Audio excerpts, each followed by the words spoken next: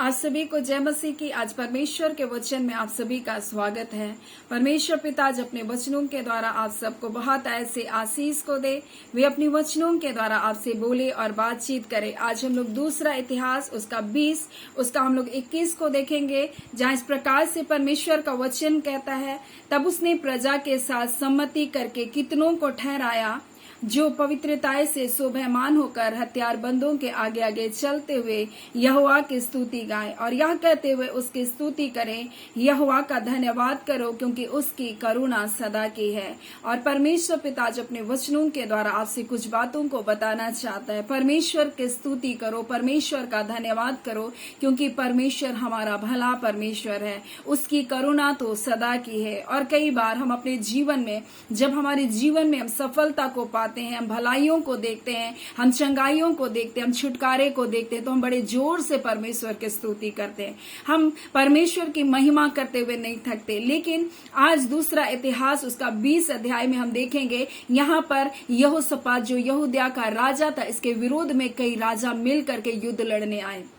एक राजा नहीं, दो राजा नहीं, परंतु कई लोग मिल करके इसके विरुद्ध में युद्ध करने के लिए आए। और जब यहोशापात ने इस बात को सुना, तब वो परमेश्वर की खोज में लग गया और परमेश्वर को ढूंढने लगा और उपवास का प्रचार किया। और जब सब लोग मिल करके यहाँ पर उपवास का प्रचार किया गया और सब लोग जब इस प्रचार को सुने कि उपवास करना, तो सब लोग एक साथ मिल करके परमेश्वर को ढूंढ रहे।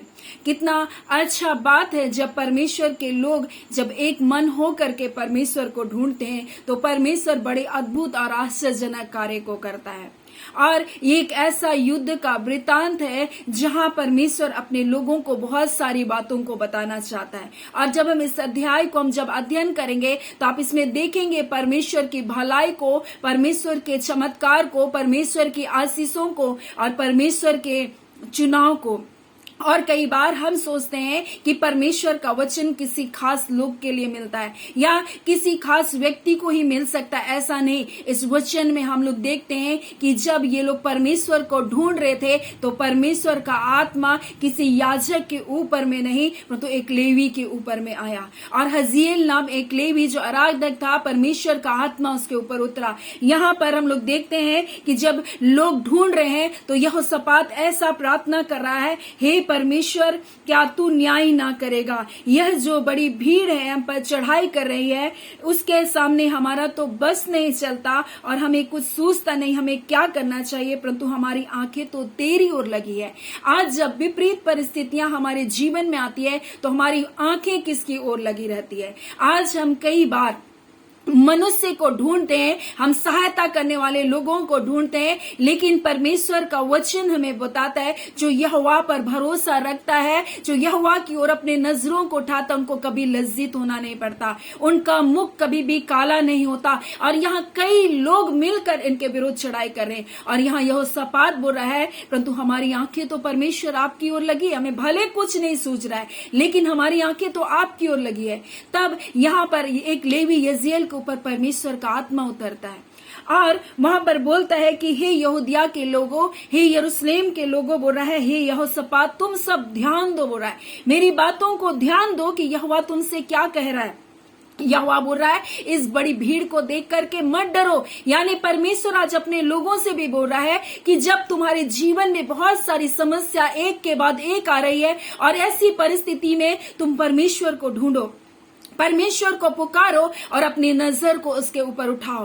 और परमेश्वर अपने लोगों से बातचीत करना चाह रहा है, कि बोलना चाह रहा है कि तुम इधर उधर मत ताको, परंतु मेरी और अपने नजर को उठाओ। बोलता है, जो मनुष्य पर भरोसा रखता है वो हाय है, बोलता है। इसलिए जब परिस्थिति बिल्कुल विपरीत है, आपके लिए सारे दरवाजे बंद है, आपको कुछ सूझ नहीं रहा, लेकिन आप अपनी नजर को परमेश्वर की ओर लगाएं। और यही काम यहोशापात और पूरे यहूदिया के लोगों ने किया और उन्होंने अपनी आंखों को परमेश्वर की ओर लगाया। तब परमेश्वर का वचन यजीएल के पास पहुंचा और यहाँ पर वो बोल रहा है कि परमेश्वर बोल रहा है, इस बड़ी भीड़ को देख करके तुम मत डरो, तुम्हारा मन कच्चा ना हो। और आज परमेश्वर अपने लोगों से कह रहा है, हो सकता है चारों ओर बहुत सारी समस्या हो आपके, एक के बाद ये परेशानी आप बोल रहे हैं खत्म होने का नाम नहीं ले रही है। ये समस्याएं तो आती ही जा रही है, लेकिन परमेश्वर बोल रहा है मत डरो और तुम्हारा मन कच्चा ना हो, तुम निराश मत हो जाओ, तुम टूट मत जाओ। इन परिस्थितियों को देखकर तुम भय मत खाओ, क्योंकि परमेश्वर बोल रहा है युद्ध तुम्हारा नहीं परंतु युद्ध मेरा है। और जब परमेश्वर के लोगों से कोई लड़ता है वो परमेश्वर उनसे नहीं लड़ता, परंतु ये जान कर रखिए वो परमेश्वर से लड़ता है। और समस्याओं को शत्रु आपके जीवन में लाता है, सुबह से बहुत सारे बखेड़े को आपके जीवन में शत्रु लाता है ताकि आप निराश हो जाएं, टूट जाएं और आपके जीवन को एक के बाद एक समस्याओं से घेरना चाहता है। लेकिन यहाँ जिस प्रकार से यहोशापात ने किया वही काम आज आपको करना है, आपको परमेश्वर को ढूंढना है।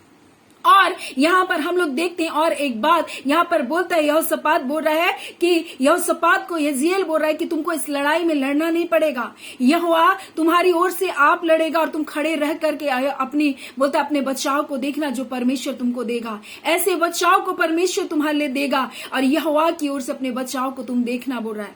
और मत डरो, तुम्हारा मन कच्चा ना हो, कल उसका सामना करने को चलना और यहोवा तुम्हारे साथ रहेगा। और तब वहां पर कहातियों और कोरियों ने क्या क्या उठा और परमेश्वर की आराधना करना प्रारंभ किया, परमेश्वर की स्तुति करना आरंभ किया, परमेश्वर को धन्यवाद देना प्रारंभ किया। शत्रु आगे है, युद्ध का मैदान में शत्रु आ चुके हैं, शत्रु सामने पड़ाव डाल लिया है और ये कर क्या रही है, आराधना कर रहे हैं। परमेश्वर बोला है तुमको इस युद्ध में लड़ना नहीं होगा, तुमको इस युद्ध में एक तलवार भी चलाना नहीं होगा। ये ऐसा अद्भुत युद्ध परमेश्वर ने उनके लिए लड़ा, वो परमेश्वर आपके लिए भी लड़ेगा। लेकिन आपको क्या करना है, आपको अपने मन को कच्चा नहीं करना, आपको डरना नहीं परिस्थितियों को देखकर, आपको परमेश्वर की ओर देखना, अपनी नजर को परमेश्वर की ओर लगा के रखना, ना कि मनुष्य की ओर भागना है, ना कि मनुष्य को ढूंढना है, उसके वचन के ऊपर आपको विश्वास करना है। और यही बात यहोशापात बोल रहा है कि मेरी सुनो, अपने परमेश्वर पर यहोवा पर विश्वास करो और तुम स्थिर रहोगे। यानी वचन पर अगर आप विश्वास नहीं करोगे तब आप डावाडोल होगे, इधर उधर इसके पास उसके पास अपनी पैरवी करते हुए आप दौड़ते रहोगे। कोई तो मेरी सुन ले, कोई तो मेरे काम आ जाए, लेकिन परमेश्वर बोल रहा है यहाँ अपने वचन में तुम अपने परमेश्वर पर बोल रहा है विश्वास करो, उनकी प्रतिज्ञाओं पर विश्वास करो, उनकी वाचाओं पर विश्वास करो। उसकी वाचा पीढ़ी दर पीढ़ी है, वो परमेश्वर भला परमेश्वर है जिसने अब्राहम के साथ प्रतिज्ञा किया, उसको इसहाक के साथ भी उसने प्रतिज्ञा को दिखाया, उसने याकूब के साथ भी उस प्रतिज्ञा को, उस वाचा को बांधा और उसने यहूदा के साथ भी, उसके पुत्र यहूदा के साथ भी उस वाचा को बांधा, उसने दाऊद के साथ भी वो वाचा को बांधा और उसने बोलते यीशु मसीह में वो वाचा को हमारे जीवन में पूरा किया। वो परमेश्वर अपनी प्रतिज्ञाओं को, अपनी वाचाओं को पूरा करने वाला परमेश्वर है, इसलिए आप उस पर विश्वास कर सकते हैं, आप उसका धन्यवाद कर सकते हैं। इसलिए नहूम में इस प्रकार से लिखा 1 और 7 में, यहोवा भला है और संकट के दिन वह दृढ़ ठहरता है और अपने शरणागतों की सुधि रखता है। वो परमेश्वर अपनी प्रतिज्ञाओं को पूरा करता है। वो परमेश्वर असूरियों का नाश किया और जब असूरियों का नाश किया तब ये नहूम के पुस्तक लिखा गया और परमेश्वर का ये धन्यवाद करते हुए बोल रहे हैं यहोवा भला है और संकट के दिन वो उनका ठहरता है और उसके शरणागतों की सुधि रखता है। और परमेश्वर ने बड़े निनवे का क्या क्या पतन किया, उन असूरियों का पतन किया जो परमेश्वर के लोगों के विरुद्ध उठे थे। आज यही काम परमेश्वर अपने लोगों के साथ करना चाहता है। और यहाँ पर यहोशापात भी बोल रहा है तुम उसके नबियों की प्रतीति करो, उसके परमेश्वर के वचन की तुम प्रतीति करो, तब तुम कृतार्थ हो जाओगे, तब तुम सफल हो जाओगे, तब तुम्हारे सब काम संपूर्ण हो जाएंगे। और इस प्रकार से उन्होंने आगे में लेवियों को नियुक्त किया, पवित्रताई से शोभायमान होकर वो जब परमेश्वर की आराधना कर रहे थे तब परमेश्वर अद्भुत काम किया। आज वैसे ही जब परमेश्वर की आराधना करने वाले आत्मा और सच्चाई से, पूरी पवित्रताई से होकर जब परमेश्वर की आराधना करेंगे, परमेश्वर उनके लिए युद्ध को लड़ने जाएगा। और ऐसे ही जब हम लोग देखते हैं किस प्रकार से यरूशलेम का मंदिर अर्पण किया जा रहा था, वहां पर जिस प्रकार से सुलेमान ने लोगों को नियुक्त किया परमेश्वर की आराधना करने के लिए, जब आराधना किया जा रहा था यहोवा भला है, उसकी करुणा सदा की है, परमेश्वर अपने स्वर्ग के सिंहासन पर ठहर न सका और उनके बीच उतर आया और भवन धुएं से भर गया लिखा है। और लोग परमेश्वर की उपस्थिति के सामने ठहर नहीं सके और परमेश्वर अपनी महान उपस्थिति से भर दिया। वही परमेश्वर यहाँ बता रहा है कि विपरीत परिस्थिति, हालात विपरीत है, संकट है, सामने शत्रु आ रहा है, और यहाँ पर ये लोग क्या कर रहे हैं? ये परमेश्वर की आराधना कर रहे हैं। यहाँ पर परमेश्वर की आराधना कर रहे हैं और बोल रहे हैं यहोवा का धन्यवाद करो, उसकी करुणा सदा की है। आप क्या अपने विपरीत परिस्थिति में कभी ये बोले यहोवा का धन्यवाद करो, यहोवा भला है, उसकी करुणा सदा की है? क्या आप बीमारियों के हालात में ये बोले यहोवा तू भला है, आपकी करुणा सदा की है? आप क्या ये बोले जब आप संकटों में हैं यहोवा तू भला है, आपकी करुणा सदा की है? जैसे आपने कल के दिन लोगों को छुटकारा दिया, आप ना बदलने वाले परमेश्वर आज भी मुझको छुटकारा देंगे। क्या आपने कहा यहोवा भला है? जिस परमेश्वर ने लाल समुद्र को दो भाग किया, आज वो परमेश्वर मेरी परिस्थितियों को भी दो भाग कर सकता है, मेरे लिए इन परिस्थितियों के बीच में रास्ते को निकाल सकता है। यहोवा आप भला है। जब आपने उनको पिता मन्ना स्वर्ग से भोजन गिराकर भोजन खिलाया, आज मुझे भी खिला सकता है। जब आपने 5,000 लोगों को भूखे देखकर तरस खाया, क्या परमेश्वर आज मेरी आत्मा को आप तृप्त नहीं कर सकते? जब आपने उस समय अंधों को चंगा किया, क्या परमेश्वर आज आप मुझको चंगा नहीं कर सकते? आप भला है। वो करके आप परमेश्वर की कितनी स्तुति करते, कितने विपरीत हालातों में आप परमेश्वर की स्तुति करते। जब इन्होंने इस प्रकार से परमेश्वर की आराधना किया, यहाँ आगे लिखा है जिस समय वे गाकर स्तुति करने लगे, उसी समय लिखा है यहोवा ने अम्मोनियों, मोआबियों और सेर के पहाड़ी के देशों पर ये जो यहूदा के विरुद्ध आ रहे थे घातकों को बैठा दिया और वे मारे गए। परमेश्वर ने घातकों को बैठाकर उनको मरवा डाला और अंत में वो आपस में एक दूसरे को मारे और खत्म कर दिए। और जब यहूदा के लोग वहां गए तो देख रहे लाशें ही लाशें बिछी है, एक व्यक्ति जिंदा नहीं है। और वो 3 दिन तक लगातार वहां पर वो क्या कर रहे हैं? धन संपत्ति को बटोर रहे, सोने चांदियों को बटोर रहे। और चौथे दिन जब वो एक तराई पर पहुंचे, और उस तराई का नाम बराका था, और वो बराका जिसका अर्थ है धन्यवाद, और उन्होंने परमेश्वर का वहां धन्यवाद किया क्योंकि परमेश्वर ने उनको बड़ी जय को दिया।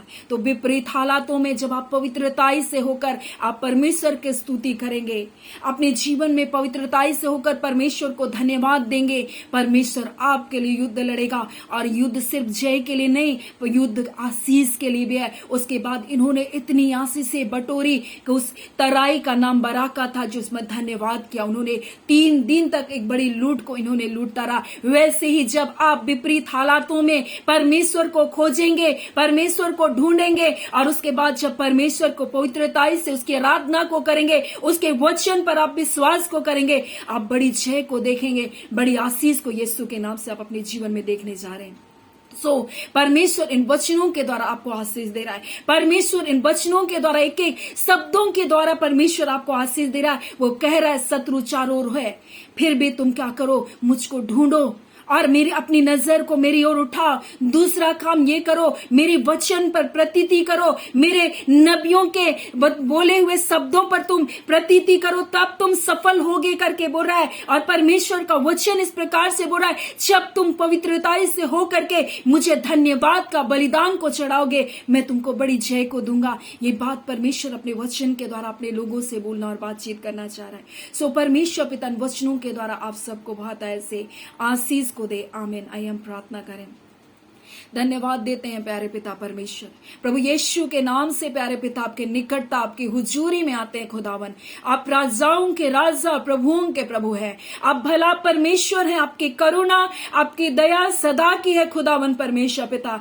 आज और कल ना बदलने वाला परमेश्वर, युगान युग एक समान रहने वाला परमेश्वर आप हैं पिता। आप जो कल थे वो आज है प्रभु, और वो अभी भी है प्रभु जी। और आपके बच्चों के इन परिस्थितियों से प्रभु जी अब बाहर निकाल रहे हैं, इन समस्याओं से प्रभु जी, इन वचन के द्वारा यीशु के नाम से ये जय को पाए। एक एक वचन खुदावन आपके लोगों के जीवन में यीशु के नाम से जय और छुटकारे को लेकर आए। चाहे कितने शत्रु इनको घेरे हैं, परंतु परमेश्वर आप पिता इन्हें बड़ी जय को इन वचन के द्वारा दे रहे पिता। आपका धन्यवाद देते हैं खुदावन परमेश्वर। आप महान है, आप अद्भुत है, आप अलौकिक है परमेश्वर। हमारी सोच, हमारी समझ से बढ़कर प्रभु प्रार्थना, हमारी विनती, हमारी प्रार्थनाओं से बढ़कर प्रभु आप कार्य करने के लिए सामर्थ्य है खुदावन। बीमारी जाए यीशु के नाम से, बंधन टूटे यीशु के नाम से, निर्बलता दुर्बलता छोड़े यीशु के नाम से।